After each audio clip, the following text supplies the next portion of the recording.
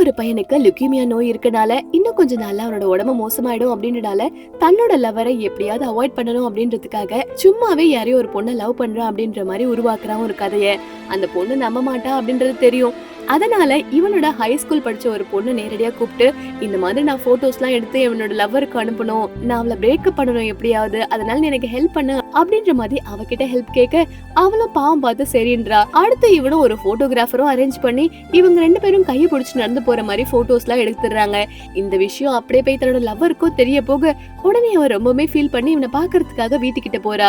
வீட்டுக்கு போய் பார்த்த அந்த பொண்ணும் இப்ப ரீசெண்டா தன்னோட ஃப்ரெண்ட் லவ்வர்னு சொல்லிருப்பால அந்த பொண்ணை மீட் பண்றான். உடனே அந்த பொண்ணும் நானும் இவனும் ஹை ஸ்கூல்ல இருந்து லவ் பண்ணிட்டு இருக்கோம், அதனால எங்களோட லைஃப்ல நீ குறுக்கிடாத அப்படின்ற மாதிரி சொல்லவும் இவளுக்கு என்ன பண்றதுன்னு தெரியல. ஊன்னு பயங்கரமா அழ ஆரம்பிக்கிறா.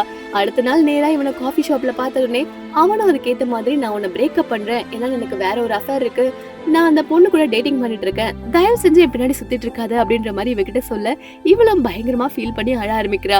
அந்த நேரத்துலதான் இவனும் இவனோட ட்ரீட்மெண்ட்டுக்காக வெளியூருக்கு போலாம் அப்படின்னு சொல்லி கிளம்புறான்.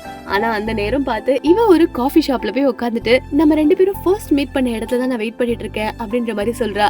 இத பார்த்த இவனும் அவங்க அம்மா கிட்ட பெர்மிஷன் கேட்டுட்டு நான் போய் அவளை பார்த்துட்டு வரேன் அப்படின்ற மாதிரி சொல்லிட்டு போறான். அதுக்கேத்த மாதிரி அங்க போய் அவளை பார்த்ததுமே, நீ ஒன்னும் தப்பா எடுத்துக்காத, உன்னை ஹர்ட் பண்ணிடக்கூடாதுன்றதுக்காக சும்மா பேசிட்டு தான் வந்தேன், இருந்தாலும் நமக்குள்ள பிரேக்கப் தான் அப்படின்ற மாதிரி இவனும் பேசிட்டு இருக்க. அப்படியே அவளும் ஒரு 2 நாள் பெர்மிஷனும் கேக்குறா.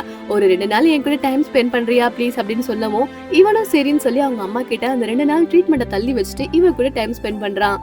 அதுக்கப்புறம் 2 நாள் முடிச்ச பிறகு இவனும் வெளியூருக்கு போய் அவனோட ட்ரீட்மெண்ட்டை கண்டினியூ பண்ணிட்டு இருக்கான். சரி எப்படியாவது கிறிஸ்மஸ்க்கு அவனை வீட்டுக்கு கூப்பிட்டு அங்க அவங்கிட்ட ப்ரப்போஸ் பண்ணி சீக்கிரமா கல்யாணம் பண்ணிக்கலாம் அப்படின்ற மாதிரி முடிவெடுக்கிறாங்க. அதுக்கேத்த மாதிரி இவனும் அப்பப்ப ரிப்ளை பண்ணிட்டே தான் இருப்பான். ஆனா கரெக்டா கிறிஸ்மஸ்க்கு வர 2-3 நாளுக்கு முன்னாடி இவன் ரொம்பவுமே ஆசையா இருப்பான் அவன் வருவான்ட்டு. அதே மாதிரி கிறிஸ்மஸ் அப்போ அவனுக்காக வெயிட் பண்றா. ஆனா அவன் வந்த பாடே இல்ல. அது மட்டும் இல்லாம அன்னைக்கு நைட்டும் ஆகவும் இவளுக்கு ரொம்பவுமே சோகமாகுது. அந்த நேரம் பார்த்து அவனோட அம்மா நேரா உள்ள வராங்க. வந்தது மட்டும் இல்லாம இனிமே என் பையன் இங்க வரமாட்டான் அப்படின்ற மாதிரி சொல்றாங்க. ஏன் இப்படி எல்லாம் பேசுறீங்க அப்படின்னு சொன்னா அப்பதான் அவங்க அம்மா சொல்றாங்க, இல்ல அவனுக்கு தவிர்க்க முடியாத ஒரு நோயினால அவன் ரொம்பவே கஷ்டப்பட்டுட்டு இருக்கான், அவனோட உயிரே ரொம்ப மோசமான நிலைமையில இருக்கான் அப்படின்ற மாதிரி அவங்க சொல்லவும் இவளுக்கு என்ன பண்றது ஏது பண்றதுன்னு தெரியாம பயங்கரமா ஃபீல் பண்ணிட்டு இருக்கா. இல்ல நீங்க சும்மா சொல்றீங்க, எங்க 2 பேரும் பிரிக்கிறதுக்காக நீங்க இந்த மாதிரி பண்றீங்க, எனக்கு தெரியும், எனக்கு இப்ப 1/2 மணி நேரம் முன்னாடி கூட எனக்கு மெசேஜ் பண்ணானே அப்படின்ற மாதிரி இவ சொல்றா. உடனே அவங்க அம்மா அவங்க பேக்ல இருந்து ஒரு போன் எடுத்து அந்த 1/2 மணி நேரத்துக்கு முன்னாடி மெசேஜ் பண்ணது நான் தாமா அப்படின்ற மாதிரி சொல்றாங்க. இந்த விஷயத்தை கேட்டு அவ பயங்கரமா ஃபீல் பண்ணி அழ ஆரம்பிக்கிறா. என்னதா இருந்தாலும் நமக்கு பிடிச்சவங்க நம்ம பக்கத்துல இல்லாம தூரமா இருக்கும் போது அந்த வலி எவ்வளவு கொடுமையா இருக்கும்ல. இந்த வீடியோ உங்களுக்கு பிடிச்சிருந்தா மறக்காம லைக் அண்ட் சப்ஸ்கிரைப் பண்ணிக்கோங்க.